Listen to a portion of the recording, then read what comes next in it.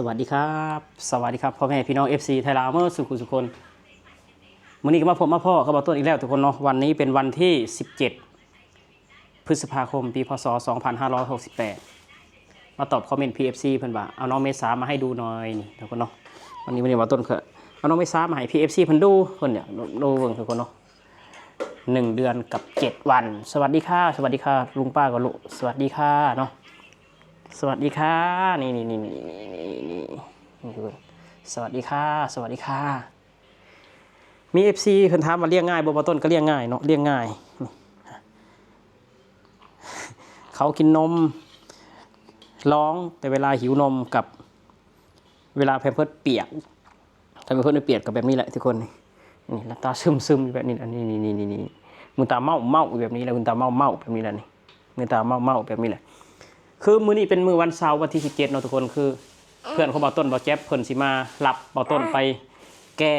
ก้บนก็ว่าได้นะทุกคนแต่ว่าไปแก้บนเนาะก่อนประมาณปีหนึ่งปีแล้วบ่วะน่าจะปีนึงเนาะคือบ่ต้นไปขอตั้งแต่ยังบ่ได้ตั้งครรภ์หรือว่าตั้งท้องน้องเมษาเลยบ่ต้นขอว่าตั้งแล้วตั้งแล้วเนาะทุกคนคือว่าตั้งแล้วยังบ่ฮอดปีเนาะเกือบปีเลยคือบ่ต้นไปขอว่าอยากได้ลูกสาวเนาะทุกคนบ่ต้นไปขอที่จังหวัดสุพรรณบุรีวัดพังม่วงวัดอีหยังวะวัดพังม่วงเนาะทุกคนเนาะจังหวัดสุพรรณบุรีซึ่งมื้อนี้บ่ต้นก็สิไปแก้บะหรือว่าไปบูชาแก้บนเนาะบ่แม่นแก้บะแก้บนอีกรอบนึงนะเพราะว่าบ่ต้นขอได้ตามที่บ่ต้นขอเนาะบ่ต้นขออยากได้ลูกสาวทุกคนบ่ต้นขออยากได้ลูกสาวบ่ต้นก็ได้ตามความมุ่งมั่นปรารถนาเนาะสิ่งศักดิ์สิทธิ์อยู่วัดเพิ่นก็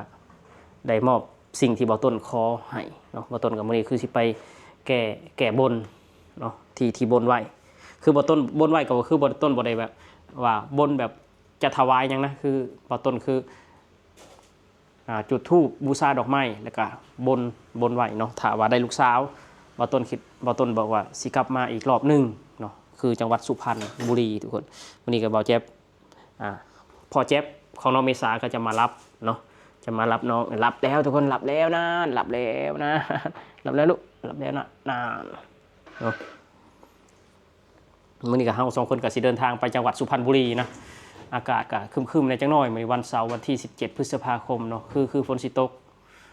คือบ่าวแจ๊บตอนนี้เพิ่นก็ยังส่งของอยู่ยังเฮ็ดงานอยู่เนาะประมาณบ่ายโมงเพื่อนบ่ต้นก็สิมารับเฮาก็สิไปวัดพังม่วงนะวัดพังม่วงสุพรรณบุรี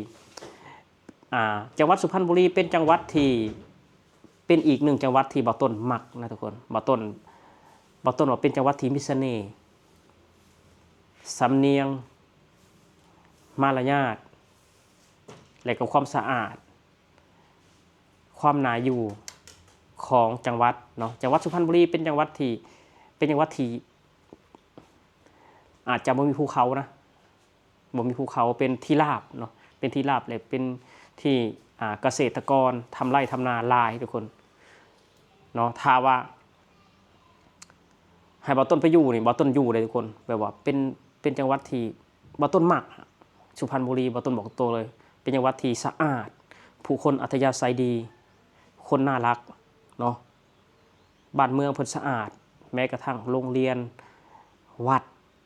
ก็สะอาดผู้คนก็บ่ได้แบบว่าถือโตอ่อนน้อมถ่อมตนยินดีต้อนรับทุกคนเนาะที่เข้าไปในจังหวัดสุพรรณบุรีจังหวัดสุพรรณบุรีเป็นจังหวัดที่มีถนนที่ใหญ่ทุกคนและก็เกาะกลางถนนนี่ถือว่าใหญ่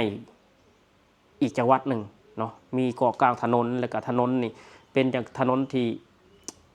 หลายเลนที่บ่ต้นเคยไปเห็นเนาะมื้อนี้บ่ต้นสิได้ถ่ายให้พี่น้องได้เบิ่งอีกว่าสำหรับพี่น้องอยู่ฝั่งสปปลาวที่บ่เคยเห็นจังหวัดสุพรรณบุรีเนาะเป็นจังหวัดที่สะอาดเป็นจังหวัดที่ถนนใหญ่เป็นจังหวัดที่เกาะกลางถนนเป็นสีเขียว เป็นจังหวัดที่ที่ดึงดูดผู้คนเนาะโดยเฉพาะแม่นนิสัยมารยาทของคนสุพรรณว่าหวานสำเนียงอ่อนช้อยเนาะทุกคนมื้อนี้ก็บ่ต้นก็สิได้เดินทางไปเนาะวัดพังม่วงสุพรรณบุรี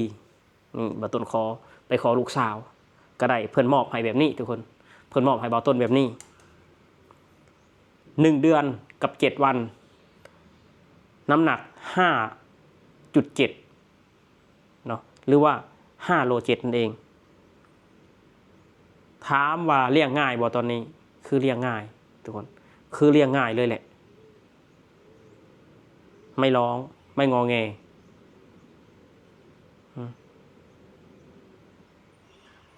เหมือนเขาเป็นผู้ใหญ่แล้วทุกคนเหมือนเขาเป็นผู้ใหญ่เนาะเวลายามกลางคืนก็นอนตุ่มผมกับแม่เหมือนเขาเป็นผู้ใหญ่ไม่งอแงไม่งอแงไม่งอแงโตไวลูกเดี๋ยวพ่อจะให้ไปโรงเรียนแล้วโตไวเดี๋ยวพ่อจะให้ไปโรงเรียนแล้ว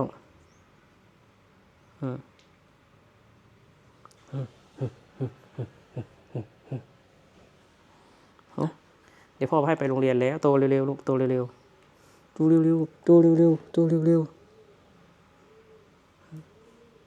โอเคเนาะทุกคนสำหรับคลิปนี้ก็มาต้นกับสีขอลาพี่และน้องไปเพียงเท่านี้เนาะก็ติดตามตอนต่อไปเนาะมื้อนี้คือสิเดินทางไปจังหวัดสุพรรณบุรีกับพ่อแจ๊บเนาะของน้องเมษาคือไปแก้บนเพราะว่าบ่ต้นขอลูกสาวก็ได้ลูกสาวสมคำที่บ่ต้นขอเนาะถ้าผู้ใดแบบว่าอยากได้ลูกสาวหรือว่าอยากได้อีหยังกับลองไปขอเบิ่งทุกคนเนาะวัดพังม่วงสุพรรณบุรีตำแหน่งอยู่หม้องได้นั่นบ่ต้นก็สิไปถ่ายให้พี่น้องได้เบิ่งอีกครั้งหนึ่งนะทุกคนสำหรับคลิปนี้บ่ต้นขอกล่าวคำว่าสวัสดีครับสวัสดีค่ะลูกสวัสดีค่ะหลับแล้วครับทุกคนเอาไหมโอ้